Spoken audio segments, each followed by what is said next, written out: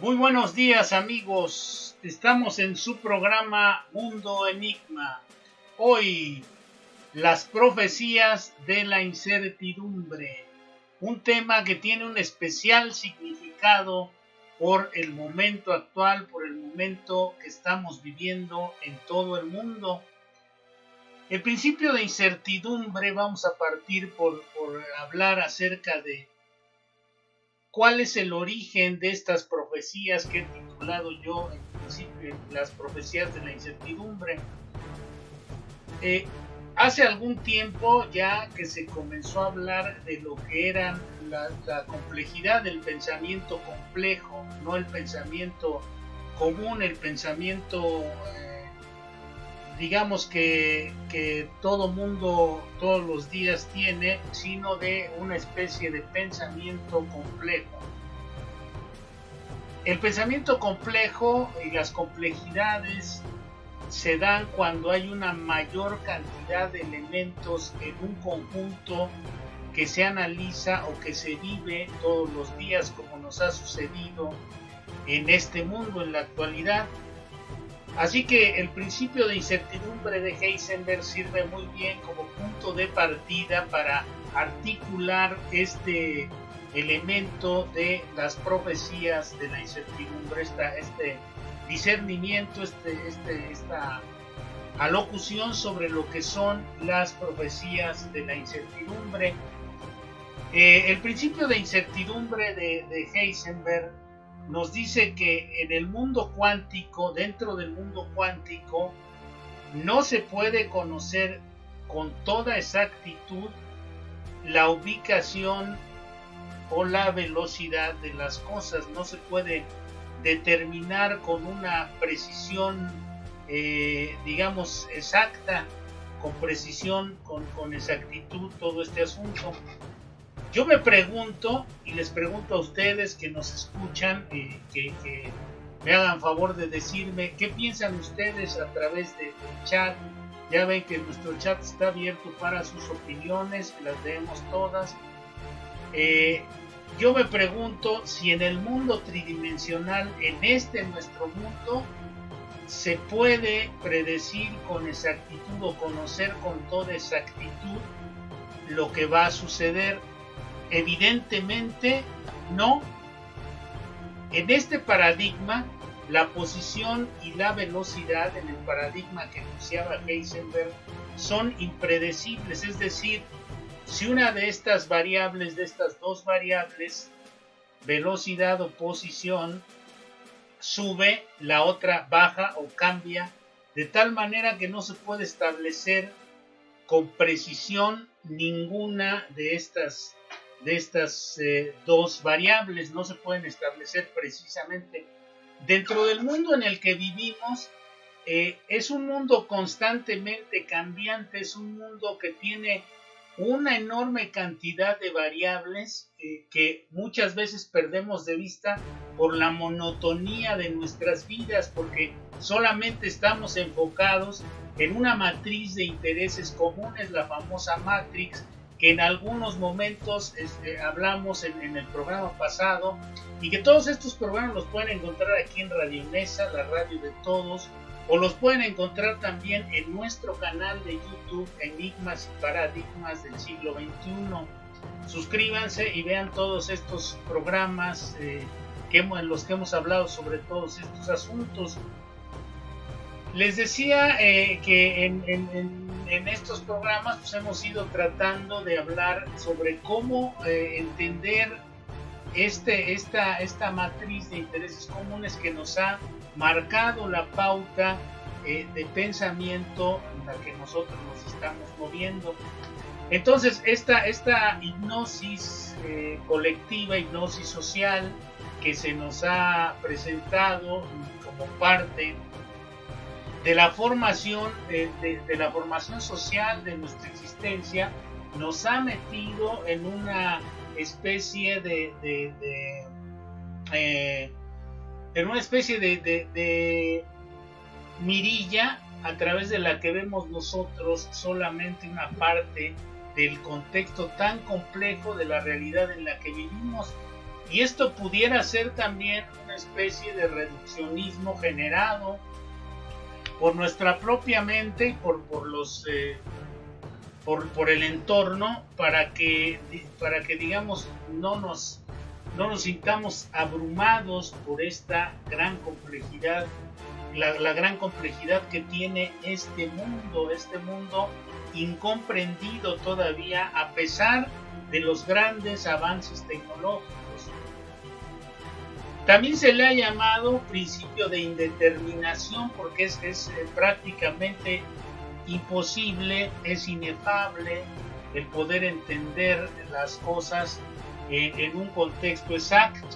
Se pueden entender aproximadamente las cosas, ¿no?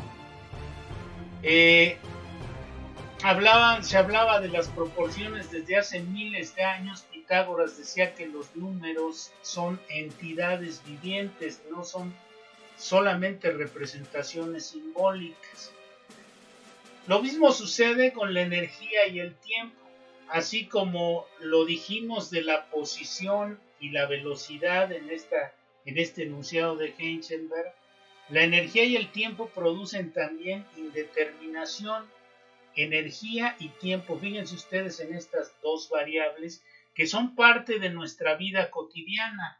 La energía y el tiempo son elementos que nos van a meter en una continua, en un continuo estado de, digamos, pues de avance o en un continuo estado en un estado en el que no vamos a poder entender de una manera muy rápida, muy precisa lo que está sucediendo a nuestro alrededor, la energía y el tiempo. Fíjese usted qué variables tan útiles para nuestra vida, lo que es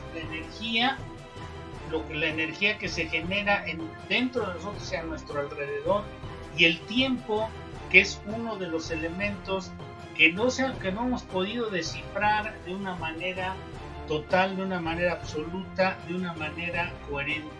Energía y tiempo son estas dos variables que nos producen hasta una especie de mareo, si usted quiere, al tratar de predecir las cosas.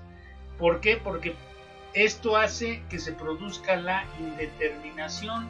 Como nos dicen por ahí las personas de mayor experiencia, el tiempo lo cura todo, y si no lo cura, bueno, pues no hay mal que dure 100 años, ni enfermo que lo aguante.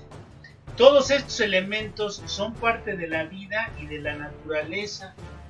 Así es que la vida y la naturaleza en la que nosotros estamos inmersos, la naturaleza misma, no es como nosotros según la hemos denominado y clasificado.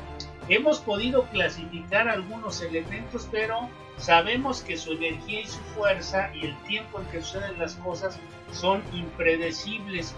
¿Cuántos calendarios, cuántas visiones, cuántos oráculos, cuántos visionarios, cuántos mediums, cuánta gente, cuántos científicos, cuántas gentes de ciencia o místicos han tratado de descifrar lo que viene en los paquetes de tiempo, qué va a suceder en determinado tiempo. Ya ven ustedes que se ha dicho muchas veces que el mundo se va a acabar en tal o cual año y no sucede, ¿no? Que va a pasar esto, que va a pasar aquello, y en algunos casos sucede y en otros casos no sucede. Entonces, este asunto de tratar de determinar o de dominar la naturaleza es una ilusión humana y es una pretensión aspiracional de nosotros los humanos, pero bien a bien no hemos podido lograr esto. Así es que toda profecía lleva un grado de indeterminación, un grado de incertidumbre. Muy pero muy poco del comportamiento y la configuración de este universo es lo que nosotros hemos logrado descubrir, incluso de nuestro propio funcionamiento. Fíjense ustedes si no, nosotros somos gente que no nos conocemos, no conocemos nuestro propio funcionamiento. ¿Cuánto conoce usted que me está escuchando ahí del funcionamiento de su cerebro? ¿Cuánto conoce de su alma? ¿Cuánto conoce de sí mismo? Es algo que es bastante complejo e indeterminado en muchos sentidos. Así es que vayamos pensando en por qué es esta condición, por qué nos gusta el misterio, porque la vida misma está llena de misterios, de indeterminación, de incertidumbre. Así es que si nosotros no nos habituamos, si no entendemos que nosotros buscamos seguridad de muchas maneras, pero la realidad es que todo en este mundo es incierto, todo es probable, pero nada es seguro. Lo único seguro es que estamos aquí y que nos vamos a morir. Esas son las únicas dos seguridades que puede haber en este mundo. Que puede usted decir, bueno, pues estoy seguro de esto, nada más que estamos aquí y que nos vamos a ir algún día. Más tarde o más temprano, bueno, pues esa es la realidad. Así es que, por lo pronto, déjeme decirle que esto ha sido una lucha constante desde el principio de la humanidad. Ya le decía yo, los códices, las predicciones mayas, los egipcios, los oráculos como el de Delfos, el de Grecia, aquel que decía, conócete a ti mismo y conocerás el universo. Todas estas cosas, bueno, pues han sido fórmulas o búsqueda de fórmulas para predecir, para determinar el destino, nuestro destino humano, que es algo que no se puede predecir, no se puede.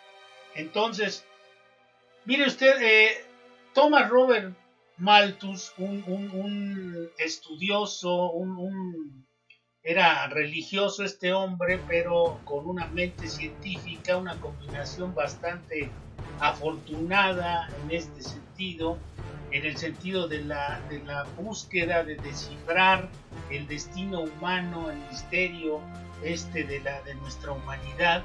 Thomas Robert Malthus, en el año, por allá por los años de 1700, planteó la pregunta de hacia dónde va la humanidad.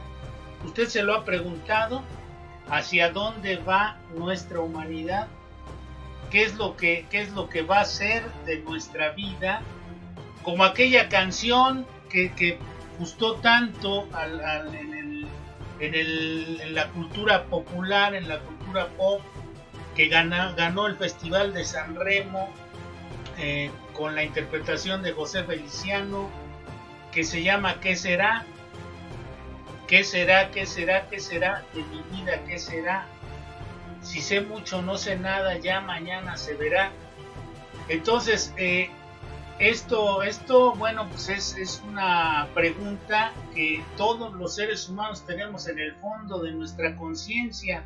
En nuestro escenario de conciencia tenemos siempre esta pregunta: ¿qué será? ¿Qué será? ¿Qué sucederá? ¿Qué vendrá? ¿Cuál es la dirección correcta que debería tomar la humanidad? Se preguntaba este reverendo, este científico religioso, Robert Thomas Malthus. Así es que, como en el cuento de Alicia en el País de las Maravillas, Malthus se da cuenta que va a llegar un momento en que el hombre se encuentra ante una multifurcación de caminos, no una bifurcaciones de dos, junto a una multifurcación de caminos, es decir, junto a un conjunto de caminos diversos y que no va a saber por cuál tomar.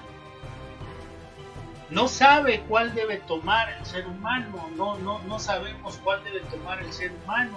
Muchos filósofos se han hecho esta pregunta, ¿hacia dónde vamos? ¿Estamos hacia el progreso? ¿Estamos progresando realmente?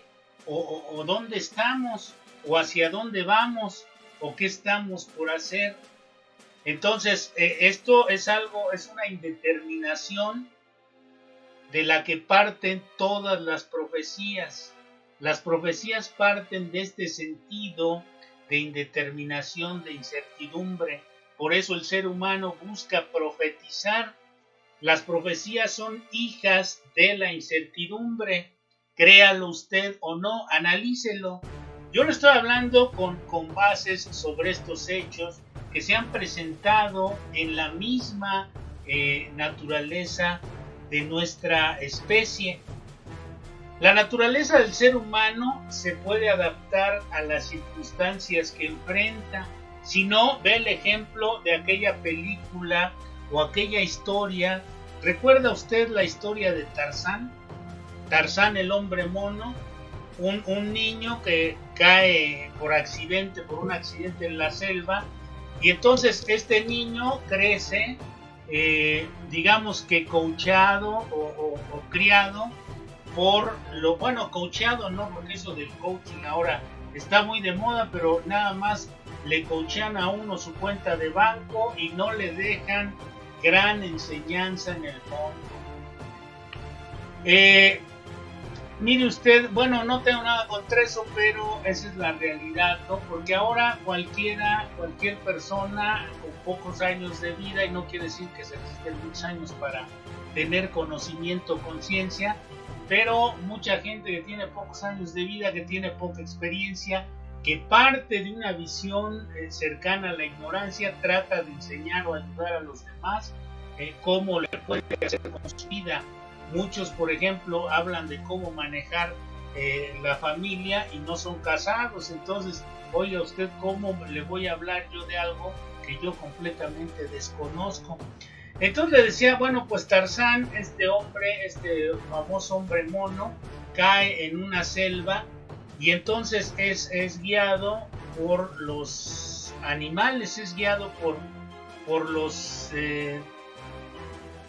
por los chimpancés, es criado por una familia de gorilas, chimpancés o gorilas más bien, y entonces él se adapta como cualquier ser humano. Esta es una de las capacidades que tiene el ser humano, la adaptación.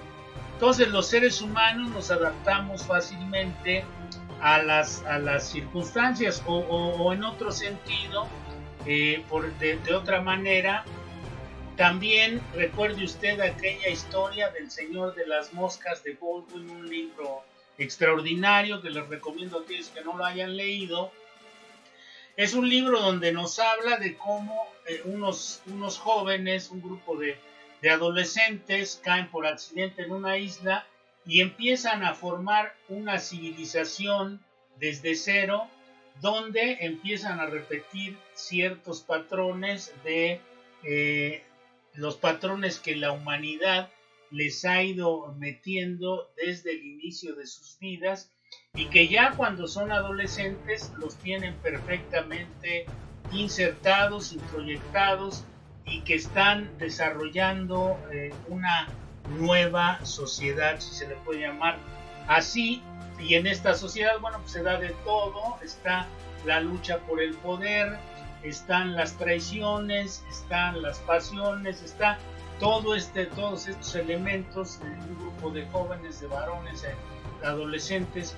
Ahí está todo este conjunto de elementos, de herramientas con la que la sociedad dota a los seres humanos cuando llegamos a una sociedad como esta. Y entonces ellos empiezan a tratar de ir buscándose su destino.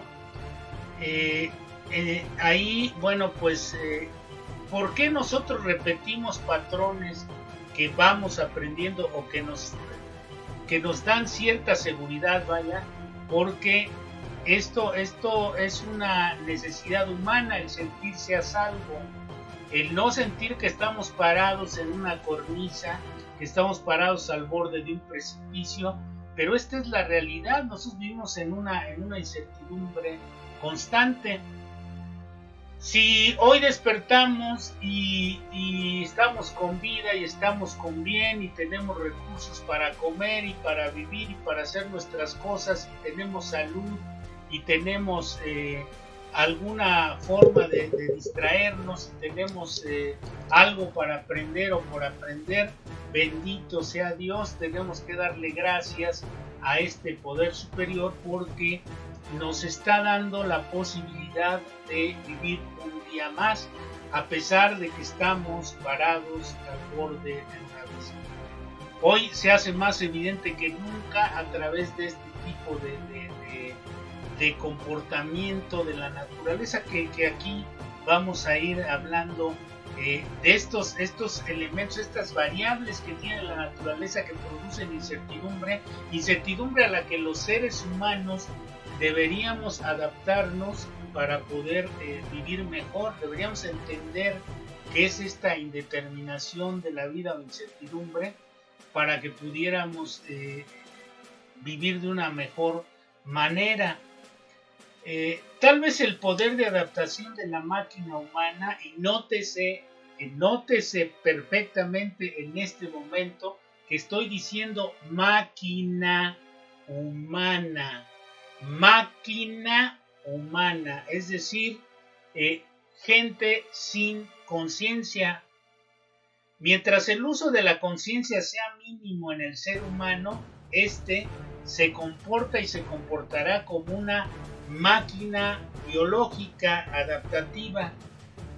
Y ese poder de adaptación, sin el uso de la conciencia, tiende a ser de lo más catastrófico, de lo más terrible.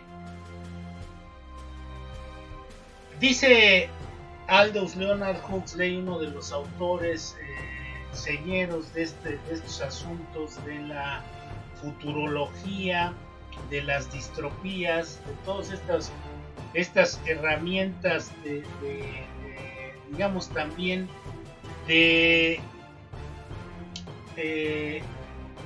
prefiguración del futuro, de estas herramientas de profetización del futuro, de estos que ayudan a la humanidad. Las explicaciones de las cosas sanan el alma de las personas, así es que aquellos que tratan de explicarnos o que hacen esfuerzos por explicarnos lo que va a venir en el futuro, como este señor Aldous Huxley, son gentes que nos dotan de una cierta seguridad, que nos dan un poco de luz respecto hacia en este camino de incertidumbre, en este camino de indeterminación que es la vida. La vida es eso, es un camino indeterminado, es un camino de bastante contradicción, es un camino de bastantes escollos. Sin embargo, bueno, pues podemos aprovechar en ciertos momentos en los que, por ejemplo, como este momento presente, el instante presente, es sumamente valioso porque estamos con vida, estamos conscientes, estamos con salud, etcétera, etcétera. Y si no, también se puede ser feliz si uno no tiene completa su salud o si uno no tiene recursos suficientes. Hay que tratar de vivir de la mejor manera posible en el aspecto psicológico y lo demás, bueno, pues será un reto para el ingenio de esta máquina que tiene que volverse consciente, esta máquina biológica. Dice Huxley en el libro de la situación humana, escrito allá por los años 30, yo tengo una edición de 1977 y él infiere al irnos alejando de las sensaciones o mensajes profundos que la naturaleza nos brinda, que solo esta naturaleza nos brinda, y desde luego al desvincularnos de ella, al desvincularnos de la naturaleza, lo que sucede es que nuestra más profunda sustancia, que es la naturaleza, perdemos la intuición en un grado importante al alejarnos de nuestra naturaleza, de nuestra esencia humana. entonces perdemos sustancia y nuestra intuición se vuelve estéril en un grado bastante importante. Él expone también, como Malthus, el problema de la demografía, de la sobrepoblación. Dice textualmente en este texto de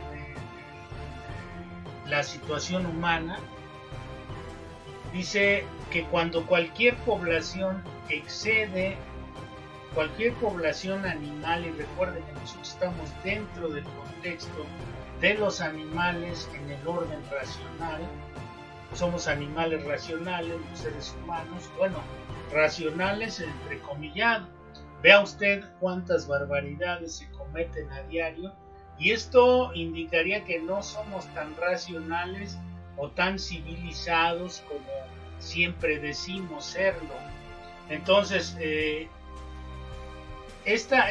más bien somos bastante más salvajes que los animales, en cierto sentido. Dice que cualquier población animal que excede los recursos disponibles tiende a morir de inanición en el primer caso, o a sufrir graves enfermedades epidémicas o episooticas en cuanto se exceden o se rompen los equilibrios poblacionales. Y esto es algo que produce también una gran incertidumbre en nosotros, en los seres humanos. Mire usted, en el caso de la población humana, podemos prever que el freno natural a un ilimitado más bien crecimiento demográfico será precisamente ese. Dice Huxley que de no poner freno a este crecimiento exacerbado de la población humana, decía él, habrá pestilencia, hambruna, y puesto que somos seres humanos y no animales, habrá una lucha organizada que reducirá las cifras a lo que la Tierra puede mantener. Fíjese usted lo que dice ahí. Entonces, no se ha hecho mucho por el control natal, salvo aquellas campañas que se hicieron por allá de los años 70, 80, que recuerdo, más bien de los 80, donde se decía que para vivir las familias pequeñas viven mejor, y algunos otros eslogans y algunas otras cosas que se hablaban, que se aducían en el sentido de la reducción de la natalidad, porque ha sido algo catastrófico para este mundo, como lo dice y lo menciona Huxley en este libro de la situación humana. Bueno, pues ha traído desequilibrios y evidentemente la naturaleza tiene que reajustar en cierto sentido el equilibrio. Así es que dejar las cosas como se han venido dando está entrándose en terrenos de las profecías en que la incertidumbre toma un papel mayor. Es decir, si la vida por sí, per se, es una incertidumbre y una indeterminación constante, si nosotros dejamos que las cosas sigan avanzando anárquicamente en el sentido poblacional, y no estoy hablando de aquellos porque hay gente que piensa en las libertades como algo, digamos, que no puede negociarse, pero debemos recordar que estamos en un planeta con recursos limitados. Debemos recordar que donde empieza la libertad de otros, termina nuestra libertad. Es decir, nosotros no podemos acarrear catástrofes por el simple hecho de autocomplacernos. No podemos crear conflictos por el simple hecho de autocomplacer nuestras necesidades, la mayor parte de las veces egoístas. Nosotros no podemos decir, yo puedo mantener muchos hijos y entonces me voy a dedicar a tener hijos, porque estamos contribuyendo en una cuestión de, digamos, de desequilibrio. Si todos empezamos a pensar así, el desequilibrio va a ser constante y mayor. Vamos a entrar en terrenos mucho más peligrosos, mucho más riesgosos, que de por sí ya estamos. Por ahí hay datos científicamente estudiados, analizados, que no quiere decir que sea la Biblia, la ciencia. Por eso se ha tenido que unir el esoterismo, la ciencia, por eso hay grupos interdisciplinarios actualmente para poder, con estos fenómenos que se están presentando actualmente. Decía que cuando lleguemos a los 10,000 millones, que ya estamos cerca, va a haber mayores catástrofes, va a haber problemáticas mucho mayores. Entonces, habría que concientizar qué somos los seres humanos, hacia dónde queremos ir y qué tipo de vida, qué tipo de planeta queremos tener. En el momento de ir decidiendo, tomando nuestras decisiones en la vida, por ejemplo en la cuestión de la natalidad y todas esas cosas, debemos preguntarnos y pensar y ver cómo hemos encontrado el mundo y cómo queremos que el mundo continúe o no continúe, o qué es lo que habrá que hacer para mejorarlo. No estoy hablando de aquellos que son eugenistas y que son elitistas y que quieren desarrollar razas superiores, supremas, únicas, que quieren depurar al planeta y todo este tipo de cosas en cuanto a la población humana, que eso es una locura peor que lo que estamos haciendo actualmente.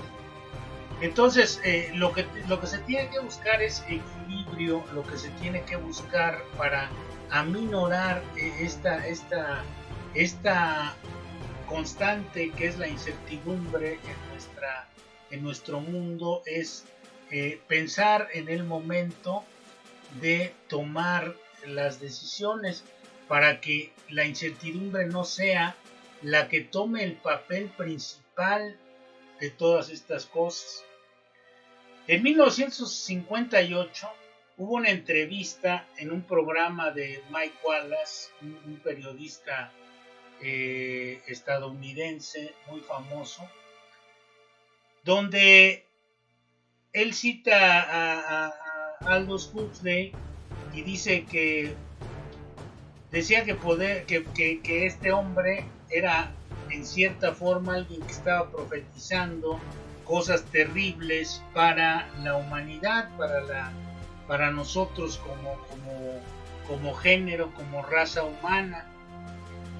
Entonces, bueno, pues este hombre tiene frente a sí al gran escritor, al biólogo, al sociólogo, aquel que revisaba, aquel autor de grandes novelas, aquel hombre que revisaba como una de sus tareas en ciertas épocas la Enciclopedia Británica para corregir la misma.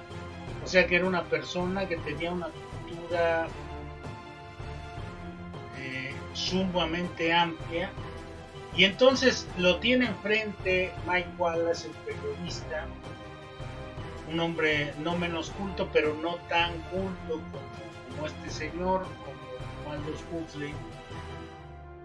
Y entonces Huxley decía que él podía ver algunas fuerzas impersonales que irían reduciendo las libertades humanas. fuerzas impersonales, fíjense ustedes, que irían reduciendo las libertades humanas. Estamos hablando de 1958. Estos libros, Mundo Feliz y la situación humana, Los demonios de Loudun, Viejo muere el cisne, El genio y la diosa, todas estas novelas de arte, amor y todo lo demás, todas estas novelas extraordinarias de Aldous Leonard Huxley, que se las recomiendo a quien no las haya leído, sobre todo El mundo feliz, La situación humana, Las puertas de la percepción, El cielo y el infierno, son textos extraordinarios de este hombre. Los fines y los medios, siempre esta pregunta, él también trató de responder esta pregunta de que si los fines justifican los medios, ¿no? Los medios de actuación que toma el ser humano. Bueno, pues todas estas cosas se fueron cuestionando, fueron siendo cuestionadas en este programa de Mike Wallace, y Huxley le decía que había una serie de fuerzas impersonales que irían reduciendo las libertades humanas. Una de ellas es la sobrepoblación, por la finitud, lo que decía yo hace rato, de los recursos de este planeta, los recursos naturales. La otra es que la tecnología se utiliza como instrumento para la instauración y preservación del dominio de las estructuras jerárquicas. O sea, se va sofisticando más la organización a medida que hay un mayor número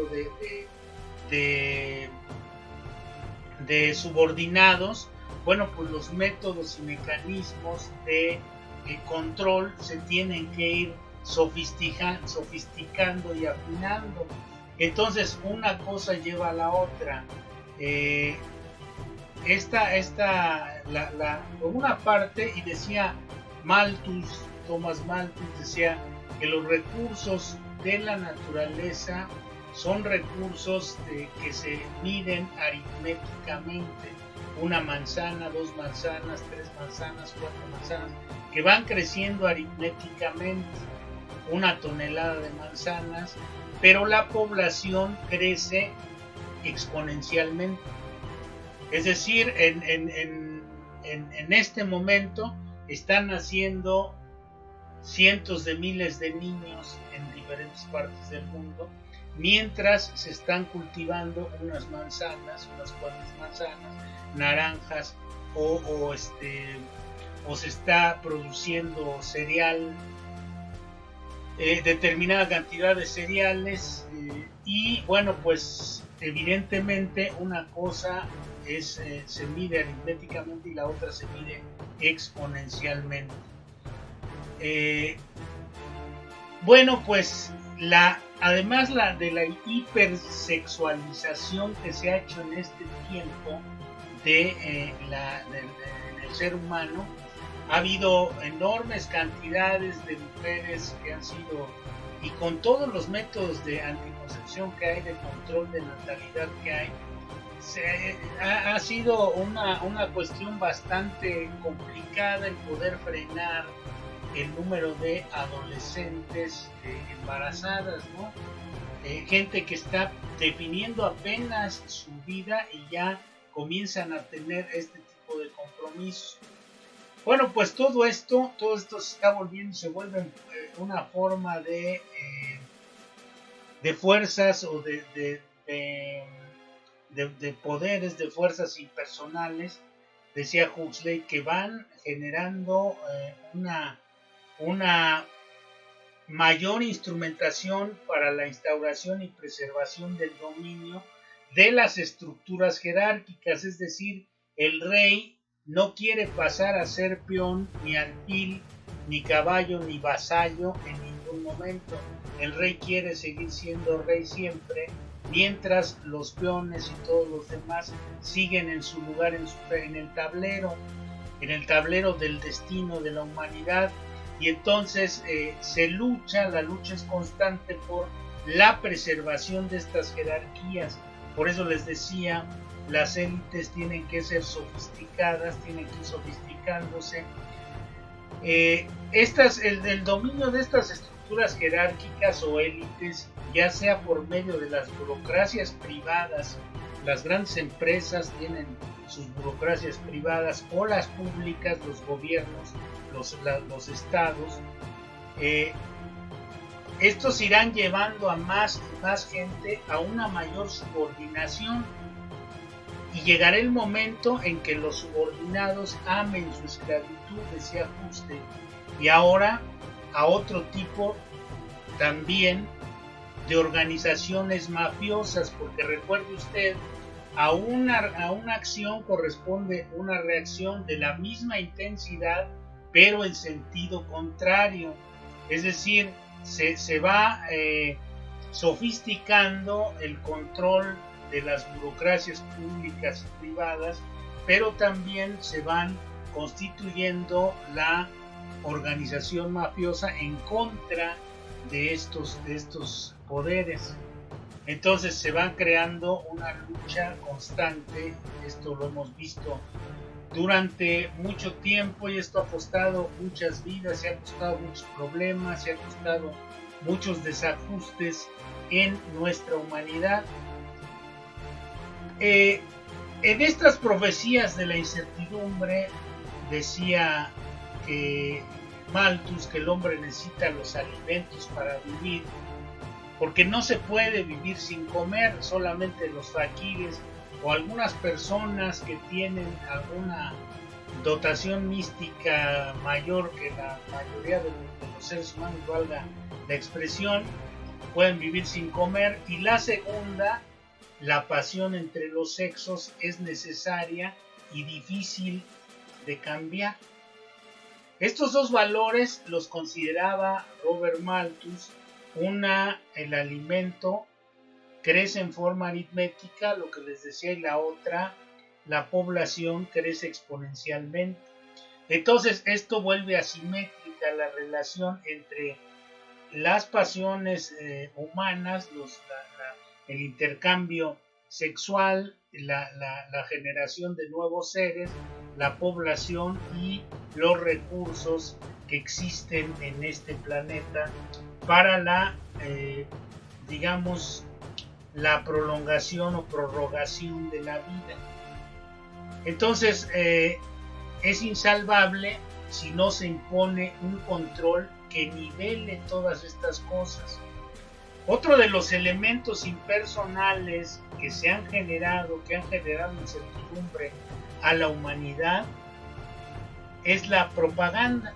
Esta es una de las herramientas que han ido encontrando las jerarquías organizativas o élites, como se les llama actualmente. La propaganda, hoy sofisticada y con mucho mayores recursos de persuasión que las que tuvo Hitler, desde esos experimentos nazis donde lograron a un pueblo culto como el alemán, lo lograron meter en una dinámica bastante perversa en aquella época a través de la propaganda. Los experimentos que hizo después la CIA, aprovechando esto después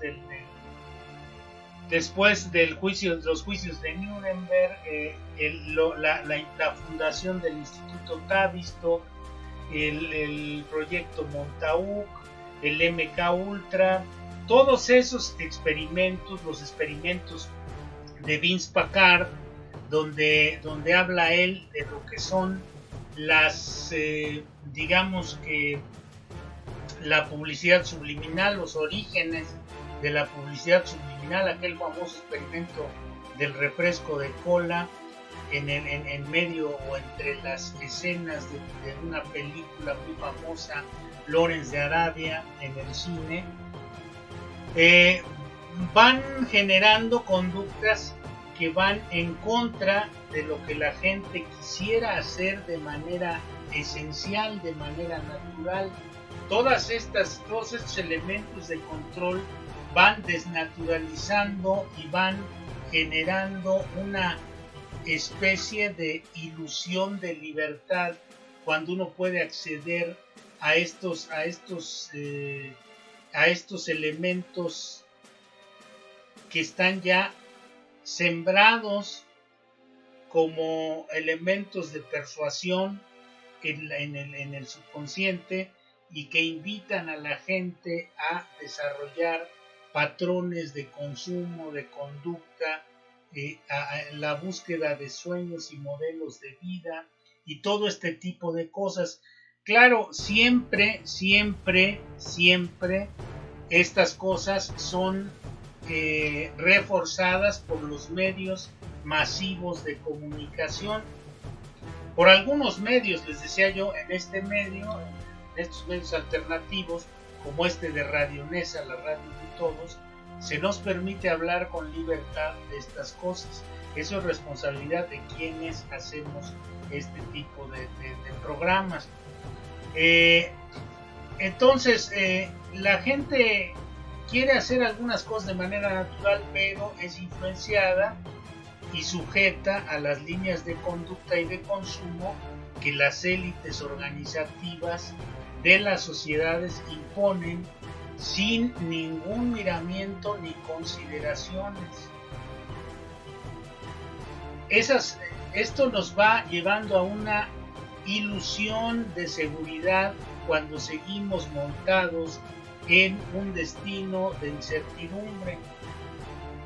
Crean mayor subordinación, eludiendo el lado racional y sembrando el lado subconsciente y estimulando la emocionalidad humana.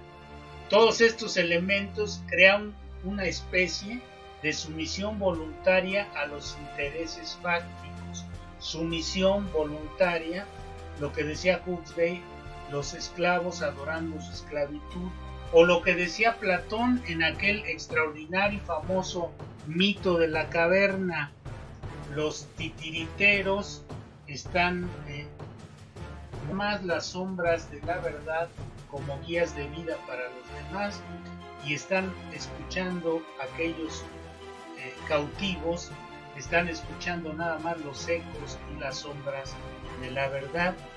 Recapitulamos estas profecías de la incertidumbre, la sobrepoblación acelerada y sus consecuencias, derivándose la sobreorganización acelerada, la televisión, lo subliminal, la ingeniería social. Todo esto, estos encargados de esto están el Instituto Tavistock, que les decía yo hace un momento, está el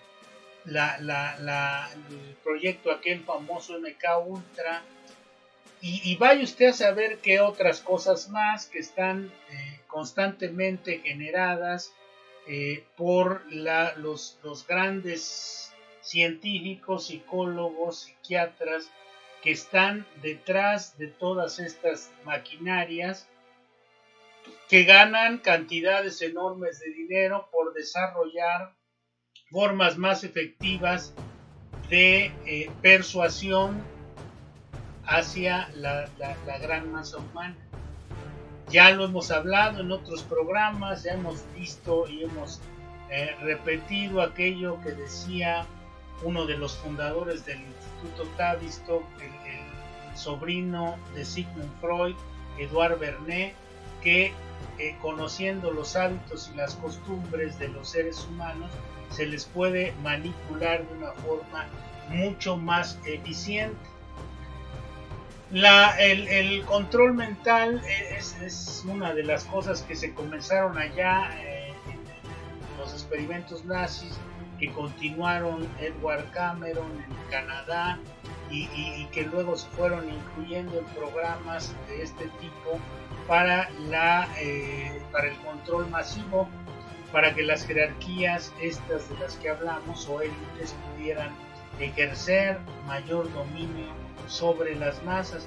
Lo de las redes sociales, que es hoy en día es todo un tema, este asunto de las redes sociales, porque esto del uso de una red tecnológica como el internet y estas redes que tenemos hoy, por fortuna y por desgracia, porque la tecnología no es buena ni mala, depende nada más del uso que uno le dé. La consecuencia de utilizar la información de Internet desde perspectivas de ignorancia y distorsionar las realidades son terribles para el desarrollo de esta humanidad. Por ejemplo, aquí en México se ha dado en estos días un audio por ahí que soltaron en las redes donde invitaban a jóvenes a una fiesta, la famosa fiesta COVID, donde están hablando de que vayan para que se infecten y se consiga la inmunidad de rebaño. Esto es una verdadera estupidez, es algo verdaderamente absurdo, es algo verdaderamente tonto, es algo verdaderamente inverosímil. Eso no es cierto, eso no es posible. Pero cuando la gente ve estas cosas desde su perspectiva de ignorancia y las da por hecha, puede causar un enorme daño a algunos conjuntos sociales.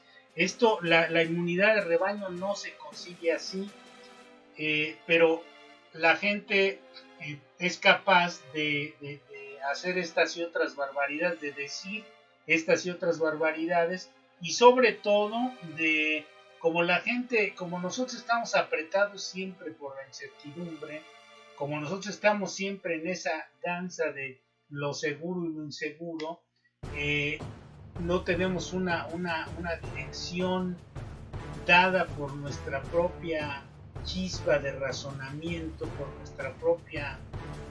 nuestra propia discernimiento, un discernimiento adecuado, un sentido común, que es dicen muchos, el más común de los sentidos. Este es un lugar común también. Mucha gente no se da cuenta que esto es una verdadera barrabasada, una tontería absoluta, y el problema es que muchos se agarran de este tipo de tonterías como artículos de fe. La poca conciencia del espionaje y el uso de los metadatos para manipular procesos de consumo, procesos electorales, procedimientos conductuales. Para eso se utilizan los metadatos. Todos estos metadatos son recolectados por las empresas a través de las redes sociales. Entonces, si usted se exime de ser espiado por pensar que es poco importante, usted que me está escuchando ahorita en este programa de Mundo Enigma, está completamente equivocado. Todos los que habitamos en este planeta hoy somos de gran importancia para el acopio de información. No sabemos lo valioso que es nuestro rastro digital para las grandes corporaciones informáticas. ¿Por qué cree usted que le ofrecen servicios gratuitos? ¿Porque son buenas gentes? ¿Por qué cree usted que estas empresas gigantescas invierten cantidades multimillonarias en desarrollos informáticos que le ponen a usted gratuitamente a su servicio? ¿Cree usted que es porque son buena gente? Eso es absurdo. Lo ponen a su servicio porque ellos tienen obtienen enormes ventajas de dominio sobre el resto de sus semejantes. ¿No vieron la película Matrix? ¿No vieron el traficante de información? El que tiene conocimientos provoca reacciones cuando le está narrando lo que le va a pasar a la chica que está en la mesa de enfrente, el traficante de información. Aquel que tiene el conocimiento es capaz de provocar reacciones y de obtener información, de obtener datos, de obtener lo que se le venga en gana. Traficantes de información. Hay un caso emblemático, que se volvió emblemático, el caso de un hombre de apellido Maltek en Alemania, que pidió sus datos a una compañía telefónica, los datos de llamadas de un par de meses atrás. y con la bitácora que le enviaron de estos movimientos, de estas llamadas, donde pues evidentemente se ve la ubicación por las torres celulares y todo este tipo de cosas, se pudo elaborar una bitácora de todas sus actividades en el periodo que abarcaba ese reporte, es decir, pudo darse cuenta de que tenían toda la información de las actividades que realiza un ciudadano de su perfil. Todos nosotros representamos perfiles de ciudadanos para estas grandes compañías. Entonces, todos estos elementos que ponen a nuestro servicio son elementos que le dan un enorme peso específico a estos datos. Lo que generan estas raíces impersonales que identificamos al principio y que recopilamos hace un momento, es que estamos ahora bajo los dictados de algoritmos generados por nuestros propios rasgos digitales. Fíjese usted lo que estoy diciendo.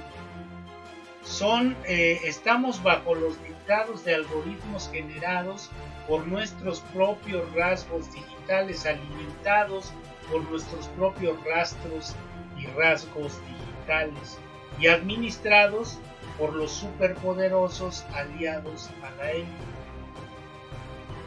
Hoy en día hay una aleación entre técnica, entre los tecnócratas, entre los desarrolladores y los políticos. Hoy podríamos decir que se trata de tecnopolíticas, que en la actualidad están centralizadas más y más a través de del manejo de estas cosas, de las redes sociales y todo esto. Van centralizando y van acopiando y van tomando más y más poder mediante lo que nosotros mismos producimos de información para ellos. En algunos de los programas incluso, si usted recuerda o puede ver ahí en nuestro canal de YouTube, en alguno de los programas hablamos sobre el Cilerón. El Cilerón es una herramienta que mide las reacciones emocionales anteriores y posteriores a eventos de tipo mundial. Seguramente ahorita en el transcurso de esta pandemia están viviendo con el Cilerón las reacciones emocionales de la gente. Toda esta información, todos estos datos, recuerda usted aquel dicho que se mencionaba hace mucho tiempo, la información es poder. Pues cada que nosotros generamos rastros digitales, estamos dándoles más y más y más y más poder a estas grandes élites. Entonces, piense en lo que estamos hablando, en lo que hemos hablado en esta emisión de Mundo Enigma sobre lo que son estas profecías de la incertidumbre. Las profecías entonces son una forma de tratar de adivinar en un terreno inadivinable, en un terreno indeterminable como es la vida, qué va a suceder con nuestro destino. Lo único que podemos hacer es vivir el aquí y el ahora y sembrar en este momento algo que nos gratifique y nos haga sentir bien, y que en un futuro inmediato nos podamos continuar con la secuencia de una vida satisfactoria para nosotros y para la gente que nos rodea. Y bueno, de esta manera nos despedimos y nos vemos, si Dios quiere, la próxima semana en otro Mundo Enigma. Saludos a todos los que estuvieron esta mañana siguiendo la transmisión. Nos vemos la próxima semana, si Dios quiere, aquí en Radio Nesa, la radio de todos. Hasta pronto.